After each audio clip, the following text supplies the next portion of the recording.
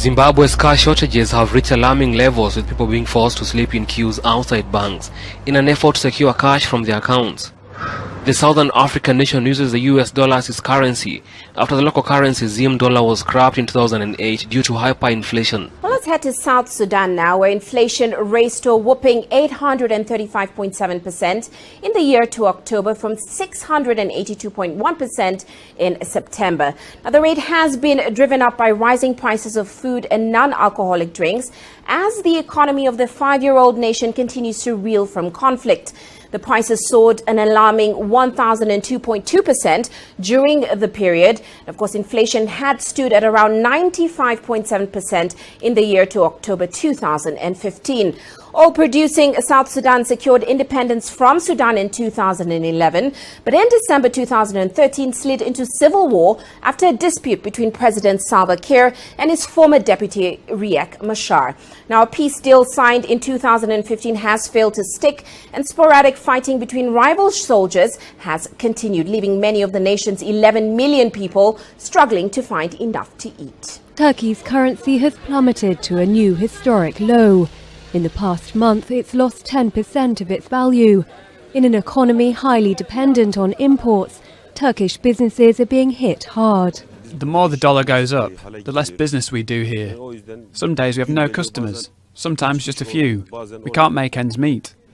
Our main problem is raw materials. In Turkey we use a lot of raw materials coming in from abroad, and because we import in dollars, our costs have skyrocketed. There's little hope of a turnaround anytime soon, amid flagging growth and political instability following July's failed coup.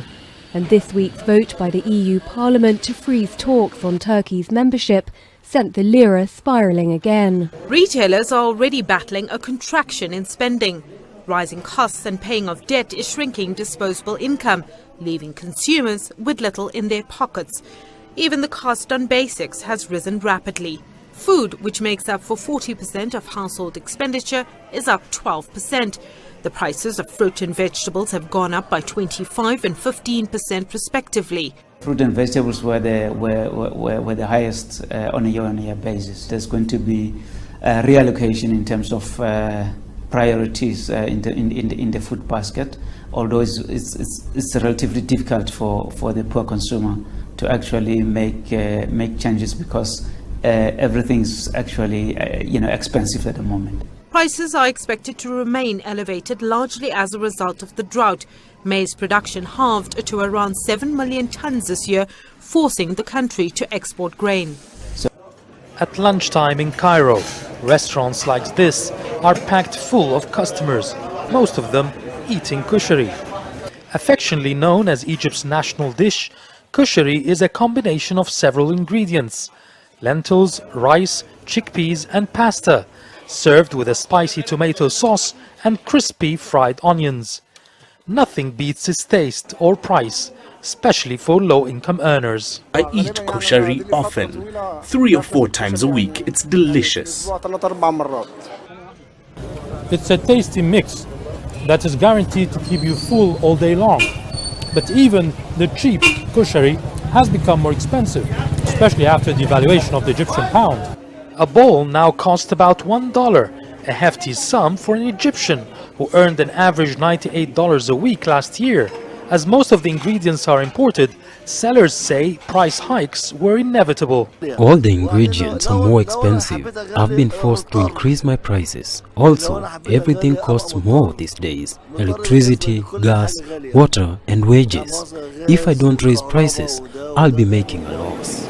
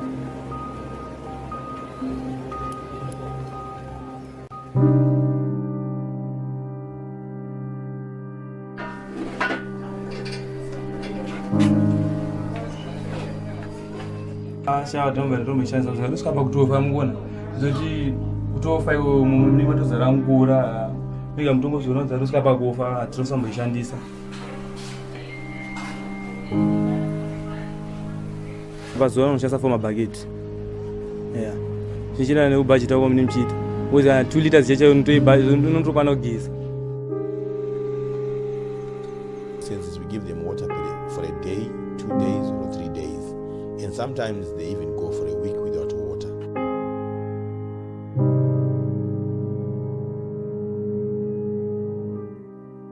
At 6:32 this morning, many people are having to watch the way we use water. Governor Nathan Deal declared a level 2 drought for 52 counties in North Georgia and Metro Atlanta. With the lack of rain and no relief in sight, Governor Nathan Deal declared a level 2 drought Thursday afternoon. We're all, of course, praying for rain, and that will be the only thing that really will relieve us in the long term.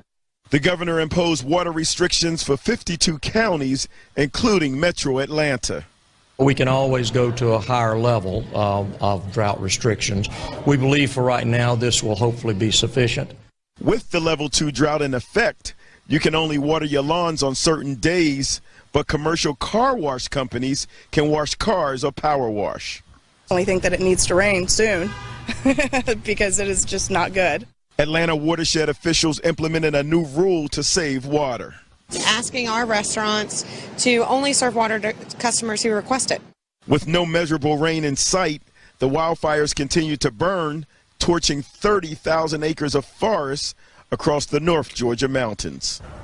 It only lasted seconds. I felt a big sound or a big boom and then a couple of jolts to my house. But that shaking, unmistakable. It was so fast though. We kind of like, okay, it's earthquake. From Lehigh to Saratoga Springs, Bluffdale, even Riverton and Draper, hundreds felt the rumblings. It's a good shake. It's nothing we'd expect damage from in sort of typical situations, but enough to sort of wake you up, maybe rattle the windows a little bit. University of Utah seismographs recorded the 3.2 magnitude jolt. The earth moved deep beneath the surface, about 6 miles down. This earthquake, not the only movement going on. There might be some aftershocks. Those aftershocks would be too light to feel, but Lehigh Emergency Management was still keeping an eye on the situation. This was just very small, so we just monitored it. No damage, but lots of excitement. We were just like, what was that? They all came running to Grandma this morning. Something to talk about this holiday weekend. Arctic sea ice is melting at such an alarming rate that scientists are warning it might trigger uncontrollable changes across the globe. The Arctic Resilience Report, published Friday following a 5-year study, warns of 19 tipping points, conditions that, once met, fundamentally alter the function of an ecosystem. One of the biggest points of no return in the Arctic would be a change in thermohaline circulation, an ocean current that distributes heat and ocean water around the globe. Large amounts of warm, fresh water, like what comes off melting glaciers and ice caps, could disrupt or even stop that current. But scientists admit this happening is highly unlikely. We're already seeing isolated incidents of a few tipping points, though. In parts of the Arctic, scientists have seen collapses of food webs where large predatory fish almost completely vanish and leave only their prey. Most of the tipping points are actually shifts in ecosystems, tundra to forest, marshes to tidal flats, coniferous to deciduous forests, that sort of thing. But shifts like those are a pretty big deal. Usually only a small subpopulation of species has the genes to survive such shifts, leading to a major loss in genetic diversity. And as ecosystems dominated by permafrost begin to thaw, methane, an incredibly strong greenhouse gas, gets released into the atmosphere, speeding up climate change. Otto was the first hurricane ever known to have hit Costa Rica, and it caused a national emergency to be declared. In a tweet, Costa Rica's president said that at least 9 people had been killed and 2,500 evacuated. He declared 3 days of national mourning. Otto battered the country with high winds and torrential rain after it arrived on Thursday morning. Severe weather caused by Otto killed 4 people in Panama earlier in the week. Muni hacked the cyber attack that is giving passengers free rides all over San Francisco. Source with SFMTA who did not want to go on camera told me that the system actually has been hacked for days and riders have been able to get and use Muni for free. Well, this is what SFMTA is officially confirming, though. They say that the Muni computer system has been hacked, but it has not affected any of the services. A spokesperson with the transit agency says it is an ongoing investigation. Meanwhile, riders will notice a few things. The metro gates at several stations are wide open right now, and the system is not reading any payment cards. When we were down in the Embarcadero station just a few minutes ago, we saw that the ticket sales kiosks were also out of service. I think it's terrifying. I really do. If they can start doing this, here, we're not safe anywhere. It's like, is this like part of Black Friday deal or something? I have no idea. Like, I didn't know it was out of service.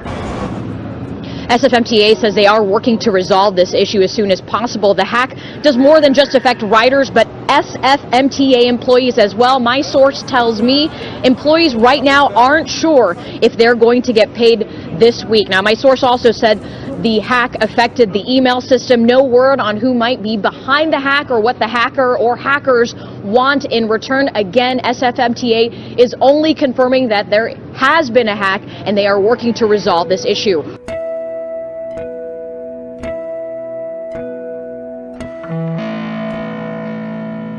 Financial institutions have spent years developing policies and protections and raising awareness among consumers to guard against malicious hackers who have stolen millions of dollars breaking into individual online bank accounts. But the threat against banks has reached far beyond that level, as cyber criminals are now targeting the bank's own computers with often dramatic results. Over the past 18 months, some criminals have turned to bank networks, breaking in and then finding ways to make dozens of machines unload their cash simultaneously. The Wall Street Journal's Robert McMillan reports that in Taiwan and Thailand earlier this year, criminals programmed bank ATMs to spew cash. Gang members stood in front of the machines at the appointed hour and collected millions of dollars. Earlier this month, the Federal Bureau of Investigation warned U.S. banks of the potential for similar attacks. The FBI said in a bulletin that it is, quote, monitoring emerging reports indicating that well-resourced and organized malicious cyber actors have intentions to target the U.S. financial sector, unquote. The FBI bulletin cited software used by a Russian gang known as Butrap. Computer security specialists say Butrap and other gangs honed their techniques on Russian banks, then expanded to other countries. Sometimes the hackers break into the systems that process transactions on banking payment networks. Other times they've hit ATM networks directly. In Taiwan, police on July 10th received a report of loose currency lying on a First Commercial Bank ATM. ATMs were, quote, abnormally spitting out bills, unquote, police said. By July 11th, criminals had collected more than $2.6 million in cash without using ATMs. 22 people, most from Eastern Europe, waited by ATMs to remove the money. 3 suspects were later arrested and over $77 million recovered. According to a security expert at Symantec, ATMs in the U.S. tend to be newer and harder to attack than overseas systems, though some are, quote, just as ill protected. Now, labeled one of New York City's weirdest and most iconic skyscrapers, 33 Thomas Street has been a source of mystery for many years. Constructed and owned by AT&T, this faceless concrete tower has been linked to the NSA. Built to withstand a nuclear bomb, this New York City skyscraper is one of the most important assets to the NSA. Known as the AT&T Long Lines building, the 550-foot tall tower has 29 floors with 3 levels and has not one single window in its walls. But for many years, the New York skyscraper located at 33 Thomas Street has been a source of mystery. Photographer Stanley Greenberg is one of the few people who were able to gain access to the building. I knew the AT&T building because I had worked nearby there for a while. And it always seemed kind of mysterious because there's no windows, and I knew it was all electronics inside. So I got in touch with the AT&T press office, and they didn't have any trouble with my going in. Of course, it was 1992, so was a long time ago. Formerly known as Project X, an AT&T subsidiary commissioned the tower to house long-distance phone lines. Completed in 1974, it was built to withstand an atomic blast. The architect even made plans to include enough food, water, and generate fuel to sustain 1,500 people for 2 weeks during a catastrophic loss of power. But now it appears the building served another purpose. Aside from housing landlines, powerful computers, and switchboards, the mysterious building also doubles as a wiretapping facility that targets calls, faxes, and internet traffic, according to an article in The Intercept. The National Security Agency refers to the tower as Titan Point, which is one of the most used facilities used to collect communications, according to the article and documents leaked by whistleblower Edward Snowden. The article details secret NSA travel guides dated from April 2011 to February 2013 that was written to assist NSA employees visiting various facilities, and discloses that Titan Point is in New York City, a world where every aspect of our daily lives is either monitored through social media, smartphone applications, or websites. Whatever spying may be going on here at 33 Thomas Street would at least be subjected to legal oversight.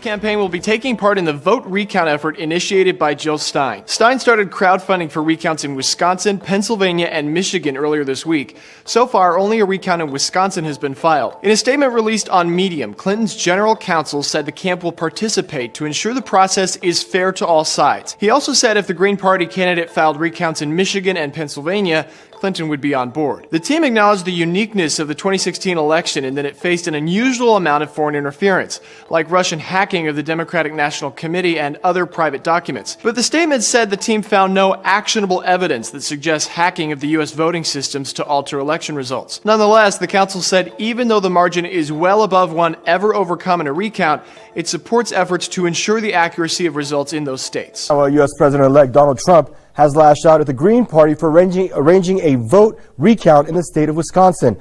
Now, Trump in a statement said the Green Party candidate Jill Stein's request is, quote, a way to fill her coffers with money.